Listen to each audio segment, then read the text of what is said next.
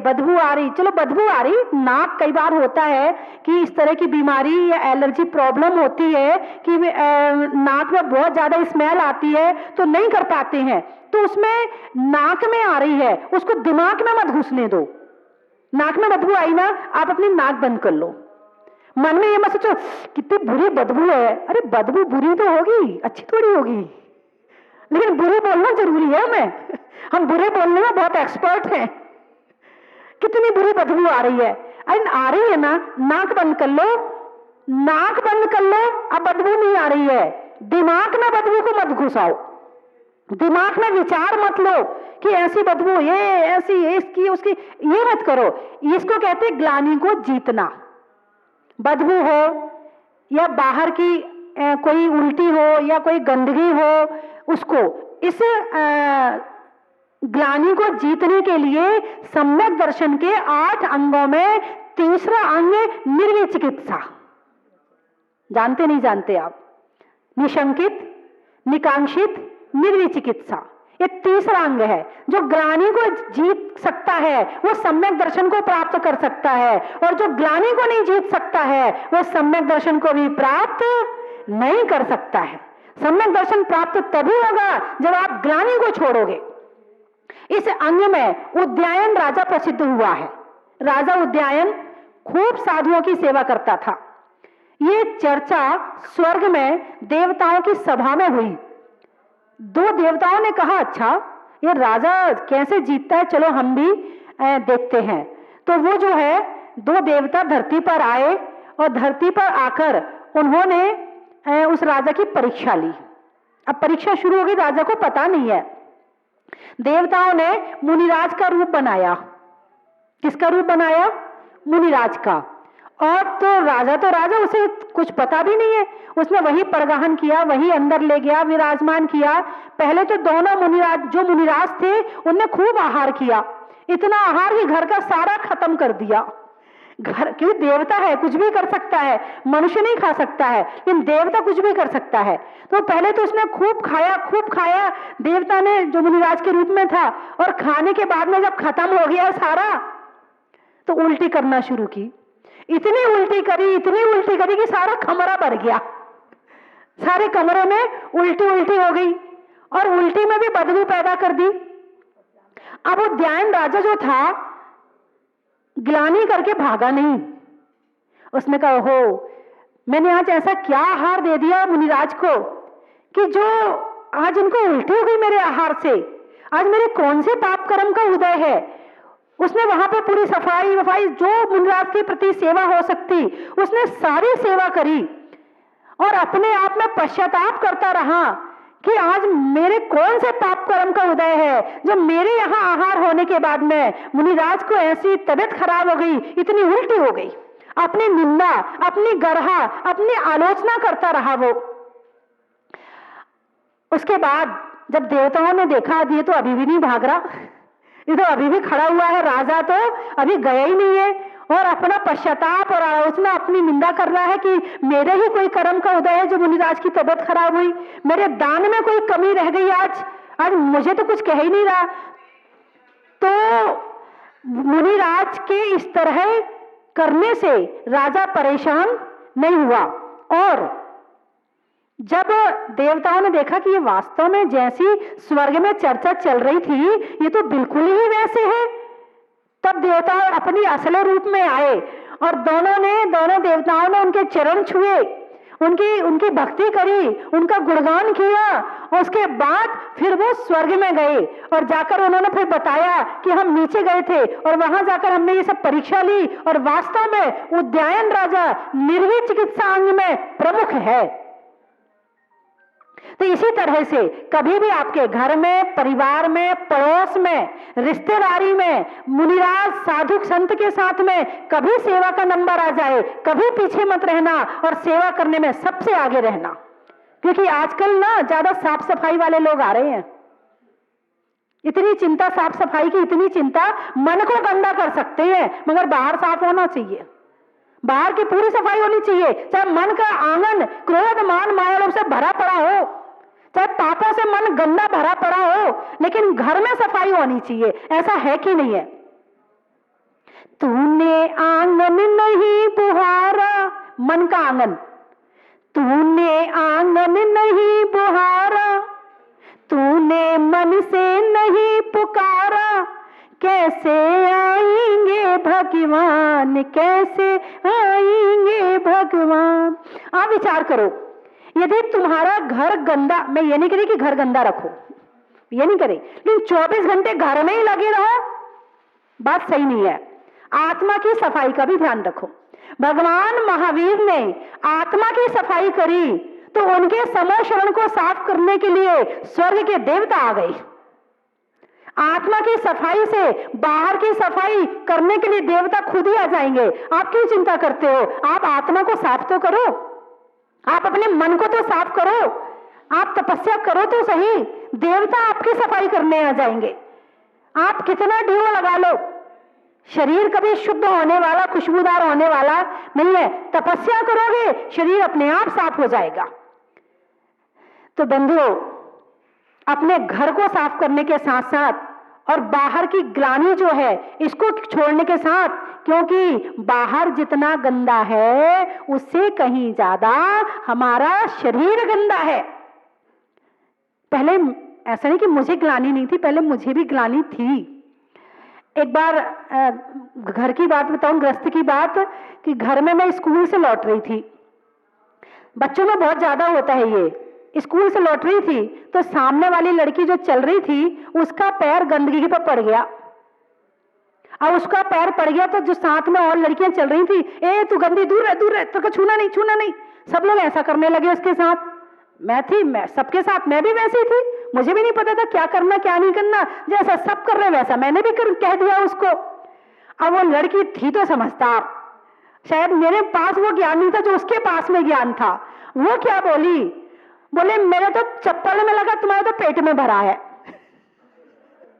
बोले मेरे तो चप्पल में लगा, तुम्हारे तो पेट में भरा है। मुझे लगा वास्तव में हमारा शरीर इतना गंदा है, हम किससे ग्लानि करें? अंदर मल भरा पड़ा है, झरना बहता है, झरना गंदगी का, सुबह से शाम तक गंदगी का झरना है ये शरीर। कभी आंख से बह रहा, कभी कान से बह रहा, कभी नाक से बह रहा, कभी एक कफ आ रहा तो मुंह से निकाल रहे, सारे दरवाजे खुले पड़े हैं और दिन भर बहते हैं। हम किससे ग्लानि करें? पहले खुद से ग्लानि करो, करना है तो, कि शरीर में कितनी गंदगी भरी पड़ी है। जरा से एक परत निकाल के देख लो, जितना ब्लड निकलेगा ना वो ही नहीं देख पाओगे, इतनी गंदगी अंदर में। ये जैसे कि कोई चीज अंदर गंदगी है और ऊपर अच्छा चद्दर ढक दिया, बताइए गंदगी खत्म हो जाएगी? नहीं होगी। चद्दर हटाओ, पता चल जाएगा। ये चमड़ी जो है ना, चादर है, चादर चाम की, ये चमड़ी की जो चादर है ना, इसको हटा दो, अपना शरीर देख के खुद ही ग्लानि आ जाएगी। इसीलिए जब हम ही खुद उन सब वस्तुओं से भरे पड़े हैं तो हम किस चीज से ग्लानि करें? हमें इस ग्लानि को दूर करके और सम्यक दर्शन प्राप्त करने के लिए निर्वित चिकित्सा अंग और जो 9 कषाय हैं उसमें जुगुप्सा को दूर करना चाहिए। धर्म स्नेही बंधुओं, तत्वार्थ सूत्र में 6वें अध्याय में चारों गतियों के आश्रय के कारण लिखे हैं।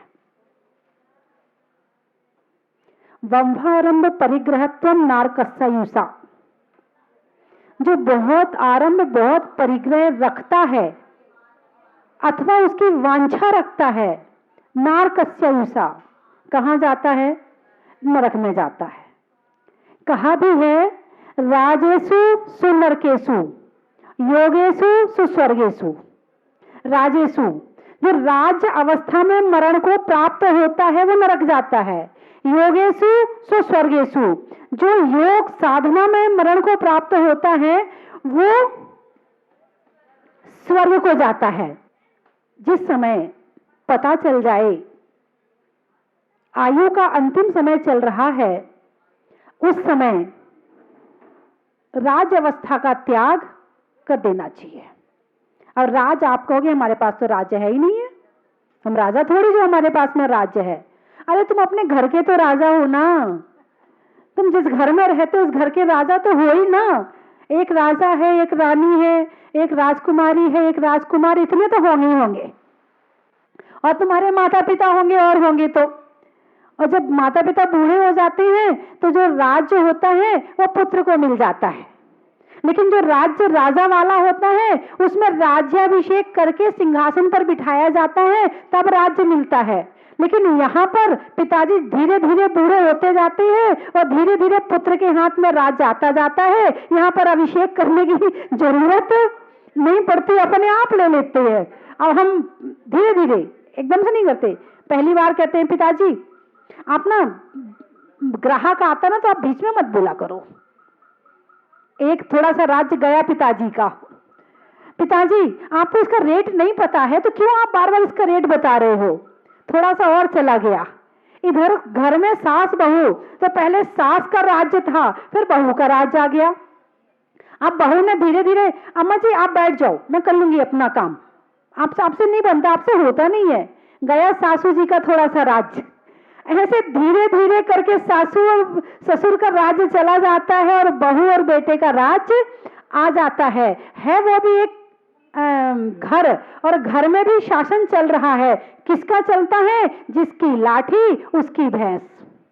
बोलो ना, जिसकी लाठी उसकी भैंस। ये कहां से शुरू हुआ? एक जगह मैंने पढ़ा था, एक व्यक्ति ने एक भैंस खरीदी और भैंस खरीद के दूसरे गांव आया था खरीदने के लिए। खरीद करके वो अपने गांव जा रहा था। पहले के समय में इतनी गाड़ी मोटर आदि होती नहीं थी, तो वो अपना एक हाथ में डंडा और एक हाथ में भैंस का रस्सा पकड़े हुए चला जा रहा था। एक चोर आया, चोर ने कहा चल ये भैंस मुझे दे दे। बोले डंडा देख रहा है, सिर पे बजा दूंगा। अब भैंस नहीं मिली उसे, कोई बात नहीं, धीरे धीरे उसके साथ चलता रहा, थोड़ी दोस्ती की बातचीत हो गई। बोले अच्छा चल तू भैंस नहीं दे रहा तो कोई बात नहीं है, डंडा तो दे दे। उसने कहा डंडा कौन सी बड़ी बात है, डंडा ले ले, कोई दिक्कत नहीं, भैंस नहीं दूंगा। हाँ मत दे भैंस। उसने डंडा दे दिया और जैसे ही चोर के हाथ में डंडा आया, बोले भैंस देता है कि नहीं, नहीं तो अभी सिर पे डंडा बजाऊं। तो जिसकी लाठी उसकी भैंस। तो घर में जो शक्तिमान होता है, योग्य होता है, शासन उसका चलता है। और योग्यता की कीमत आज से नहीं है, भगवान आदिनाथ के समय से है। लोग किसी योग्य व्यक्ति का सम्मान हो या योग्य व्यक्ति का नाम लिया जाए तो बाकी लोग उससे बड़ी ईर्ष्या करते हैं। नहीं, योग्य व्यक्ति है, उसका सम्मान नहीं हो रहा है, उसकी योग्यता का सम्मान हो रहा है। उसका सम्मान नहीं हो रहा है, उसने जो काम किया है उसका सम्मान हो रहा है। तो कभी भी ईर्ष्या नहीं करनी चाहिए। और एक बात और याद रखें, यदि धर्म में कोई व्यक्ति सेवा कर रहा है और भगवान की कृपा उस पर हुई है और भगवान की कृपा से वो भगवान की सेवा कर रहा है, उससे ईर्ष्या बिल्कुल मत करना। उससे ईर्ष्या करोगे तो उसका बिगड़े ना बिगड़े मगर तुम्हारा जरूर बिगड़ जाएगा। भगवान ने जिस पर कृपा करी है और तुम उस पर गुस्सा कर रहे हो, तुम्हारा गुस्सा चलने वाला नहीं है, क्योंकि भगवान की कृपा उस पर है, तुम्हारा जरूर गड़बड़ हो जाएगा। तो बात चल रही है कि बंभारंभ परिग्रहत्वम नारकस्य हिंसा। बहुत आरंभ, बहुत परिग्रह रखने वाला कहां जाता है? नरक में जाता है। अब मान लो घर में महिला है, पत्नी है, ना तो वो दुकान चलाती है, ना दुकान उसके नाम से है। कितनी दुकानें हैं घर में ये भी शायद उसको पता नहीं होगा, और पता हो तो उसके नाम से है नहीं, तो मालकियत उसके पास है नहीं। मालकियत लिखित में नहीं है तो भाव में क्यों रखती हो? जब लिखित में नहीं है तो भाव का परिग्रह क्यों रखती हो? मकान तुम्हारे नाम से नहीं है। अब मकान मान लो पत्नी के नाम से है या पति के नाम से है या बहू के नाम से या बच्चों के नाम से, कोई किसी को निकालने वाला तो है नहीं। फिर भी आजकल का जमाना बहुत खतरनाक आ गया है। कम से कम ज्यादा कुछ नहीं तो मकान तो अपने नाम से रखना ही पड़ेगा, नहीं तो बच्चे कहेंगे, बहू कहेगी चलो अम्मा जी सही से नहीं रह रही हो तो चलो यहाँ से, जहां रहना हो वहां रहो। क्योंकि दया कम हो गई है। अब पहले दया बहुत होती थी, लेकिन अब दया कम है। आजकल के लोग जो है, जो आपके क्या कहते हैं उसको, अनाथालय में जाके ना जाने कितना भोजन बांट आएंगे, फल फ्रूट बांट आएंगे, मगर घर के लोग खाएंगे वो उनसे देखा नहीं जाता है। मैं सबकी बात नहीं कर रही, आपकी बात भी नहीं कर रही हूं, लेकिन अक्सर होता है कि औरों को, गरीबों को खिला देंगे, मगर घर में यदि देवरानी ने अपने बच्चों को थोड़ा सा दूध ज्यादा दे दिया, फिर देखो जेठानी का मुंह चढ़ जाएगा, या जेठानी ने दे दिया तो देवरानी का मुंह चढ़ जाएगा। अरे जब हम औरों को बांट रहे हैं, औरों को दे रहे हैं, तो अपने को खिलाने में क्या घट जाएगा? हम अपने को नहीं खिला सके तो दूसरों को क्या खिला पाएंगे? तो दूसरों को खिला दिया तो नाम के लिए खिलाया है, और नाम के लिए खिलाया है तो उतना फल आपको प्राप्त होने वाला नहीं है। तो अपनों को भी तो खिलाओ कम से कम। ये बड़ी छोटी सी बात है कि घर में जो परिग्रह है उस पे आप अधिकार रखें और ना रखें, मन से अधिकार छोड़ दें। ये मेरा नहीं है, सब छोड़ के जाना है। जब तेरी डोली निकाली जाएगी, बिन मुहूर्त के उठा ली जाएगी, जब तेरी डोली निकाली जाएगी। पता नहीं है, इसलिए हर क्षण तैयार रहो, हर क्षण तैयार हो। एक ग्राहक आपको फोन करता है, भाई साहब 10 करोड़ का सौदा है, 10 करोड़ में आपसे बात हो रही है, 10 करोड़ का माल मुझे आपसे चाहिए है, और मैं आपको फोन किसी भी वक्त कर सकता हूं।